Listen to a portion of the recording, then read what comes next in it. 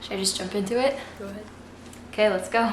Hi, my name is Lou. I go by Lancali and I'm the author of I Fell in Love with Hope. Okay.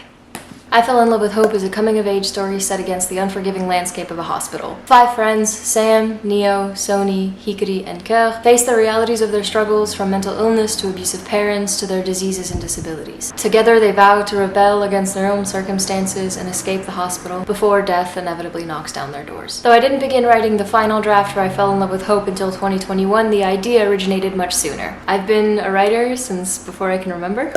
Reading from a young age was an exercise in empathy. It was also a form of escapism. But writing is what made me the happiest. I didn't realize at the time the obstacles I would have to face. The dream I had, the path I set for myself, was suddenly unattainable. There was a fence put in my way and I had no key to unlock it. There's this stigma around sick people where if you don't talk about it, if you don't complain, you're seen as somehow stronger or brave. But I will tell you that throughout my whole life of being sick, fear was never at the forefront of my mind. What was much worse was the loneliness. Family starts to tiptoe around you. Your friends grow distant. In school, if your illness is visible, a lot of people will isolate you or make fun of you. All of that at once makes you spiral. It traps you in a narrative where you are alone. And though not everyone can relate to constant pain, I think everyone can relate to loneliness. Oh, someone's here.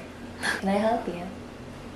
The only 2 things that pulled me out of that narrative were writing, reading, storytelling, and a friend named Sam. I was very mean. I just want to put it out there that it was very difficult for me to retain my compassion when I was at my worst. But I met Sam, and Sam didn't seem to care. He saw the good in me, and I saw the good in him. Sam also suffered from an autoimmune disease. He had to be in the hospital almost all of the time. When I couldn't see him, we called and emailed almost constantly. He was my best friend for over 3 years. He is the person who convinced me to pick up a pen after I thought that writing wasn't a possibility for me anymore. We had this idea, him and I, of writing a story where healthy people get to experience what it's like to be sick through characters. Because every book we'd ever read about us wasn't written by people like us. It was written by adults who mostly had never been sick. It was written by people looking in rather than people looking out. And we wanted to show people that just because something ends doesn't mean it wasn't worthwhile. That's when I Fell in Love with Hope was born. The day after I wrote the first chapter, Sam passed away. It wasn't easy, it still isn't if I'm being honest.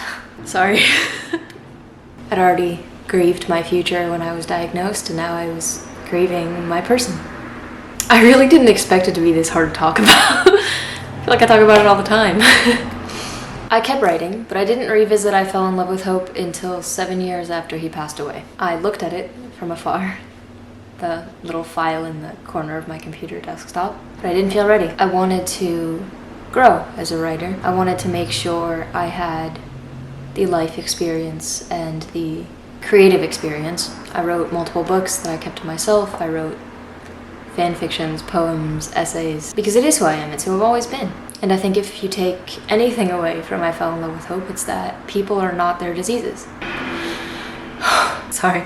I got this. I am the same child with the same dreams. I am just pursuing them. I climbed that fence on my path. I did it anyway. I wrote I Fell in Love with Hope for people like me and Sam, but I also wrote it for the people who take care of us, the nurses and the doctors. I wrote it for the family members. I wrote it for the millions upon millions of people who don't feel heard or represented. Because that stigma around being brave and strong by not talking about it is not true. We find a sense of community by being open with each other, by finding each other. When I published I Fell in Love with Hope, I think that the reason so many people gravitated toward it is because I was honest. I didn't dress up or sugarcoat any part of it. It is a work of fiction that is, by all means, when it comes to the hardships and the experiences, realistic. I wanted this story to resonate with people, and it has. The success the book has had in a numerical value is easy to talk about. You can put any of the statistics anywhere you want. I think that the worth of its success is more in the reception I've gotten personally.